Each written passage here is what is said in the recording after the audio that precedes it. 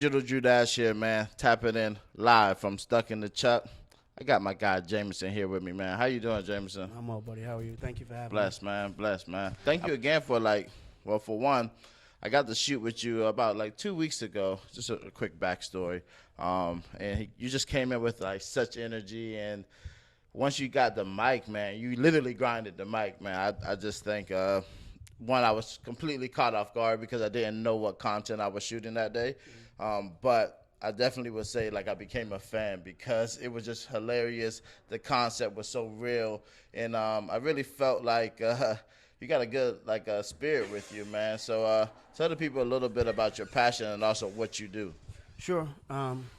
Again, that means a lot to me, man. You just caught me off guard. You know what I mean? And it's nice to hear that. I'm from New York. I'm from Long Island, New York, and I've been in Charleston for a few years now. And when we shot a couple weeks ago, I was just telling a goofy story about an experience, a new experience at a strip club. So it's cool here. You know what I mean? And I'm getting used to some different stuff here versus New York City, and trying to make people laugh or just making people laugh is something I've been passionate about. Kind of on the DL. You know what I mean? It's for me. It's just very rewarding to, see people smile, make people laugh. There's nothing more than when you get a little pop out of one of your buddies, after telling a decent story or something like that. It's just, for me, it's rewarding. Honestly, it's validating sometimes. You know what I mean? And it's something that I'm passionate about, and something I feel like. I'm very grateful because I feel like I'm kind of blessed with it. Yeah. I thank my dad. I'm essentially my dad. You know what I mean? And just growing up, listening to his little one-liners and his corny little anecdotes and stuff like that. But I always would see how people would respond to him. Even in just small little social situations where, you're at the grocery store or anything, and just being able to interact with essentially anybody.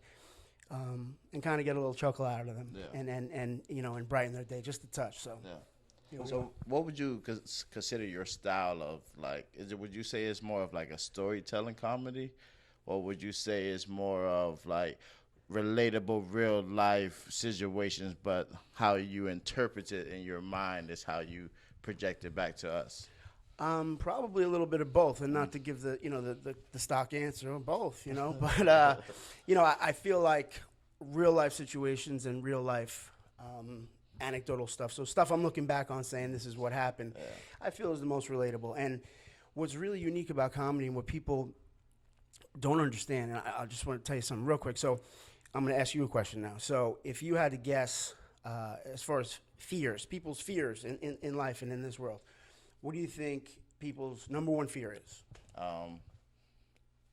Speaking in a large audience. Okay, so speaking to public. Yeah. Absolutely right. Congratulations. So, and that's just, and a close second, okay, the silver medal is dying, right?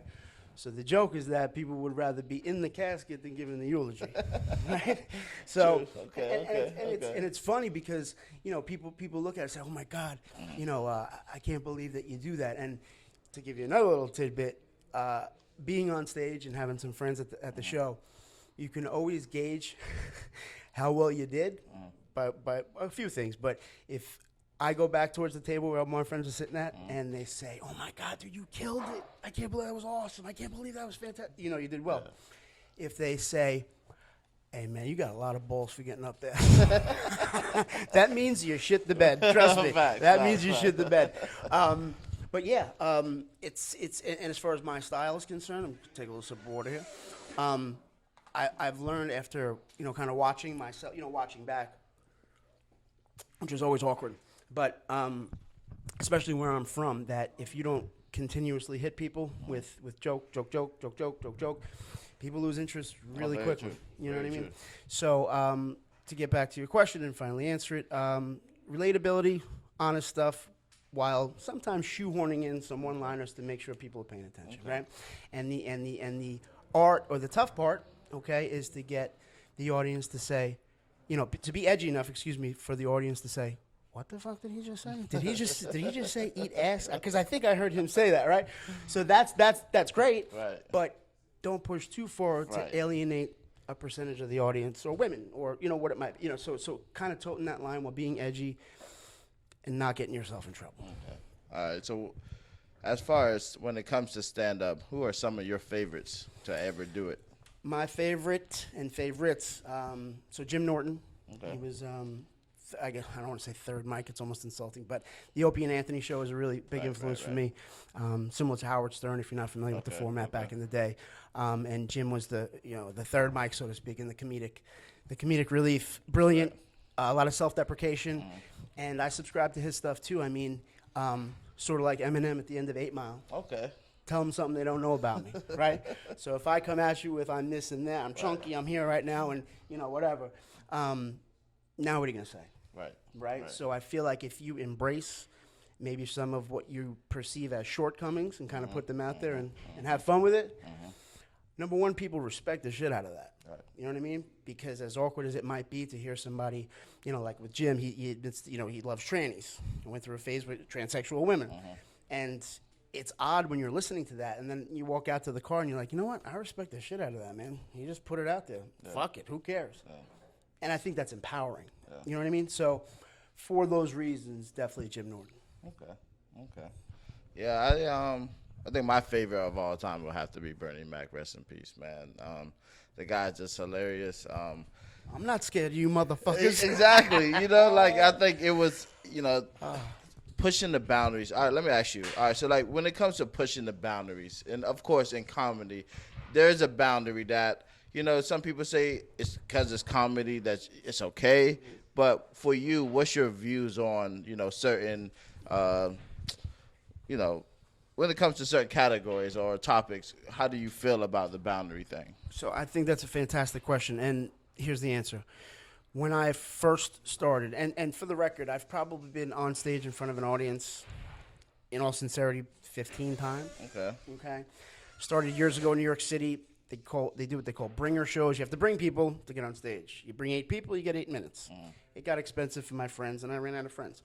So anyway, but when I was a little bit younger and newer, I would do what they call work blue. Okay, so that's an expression meaning, cheap shortcuts for a laugh. Okay. You might scream out the word pussy for no reason, or whatever it might be, to get that initial reflex joke. It's easy. It's low hanging fruit. Working blue. Okay, so for those reasons and that kind of stuff, it's weak. Jerry Seinfeld never curses. Jim Gaffigan never curses. And that speaks to their strength as a comedian. So again, to answer your question, so just cursing for no reason or working blue, I think that's cheap and you're not trying hard enough. Now, somebody like Bill Burr, if you saw his last stand-up special, he talks about abortion, right? And he goes, just to end on something non-controversial, let's talk about abortion. And if you've seen it, it's so eloquent and so brilliant because he represents both sides in an argument that's, again, so well thought out. And he equates, a newborn fetus to a cake. Oh, you just ruined my cake. He's like, it wasn't a cake yet, but it was gonna be. And then he takes the other side. Yeah. So if it's done tactfully and intelligently, there shouldn't be, if you're really good at your craft, there shouldn't be anything you can't talk about. Right. Because we're all people. So so the people that are so gifted at this, and I give them so much credit, nothing should be off the table if it's done tactfully. Okay. Does that make sense? It definitely does. It definitely does, man. But I definitely appreciate, your time sitting down with me, man, and just getting a little bit more insight into who Jameson really is, man. I appreciate you, man. You guys are awesome. Stuck in the chuck. I appreciate the platform. Yeah, man. Big up. Peace. Thank you. Yeah, man. Peace.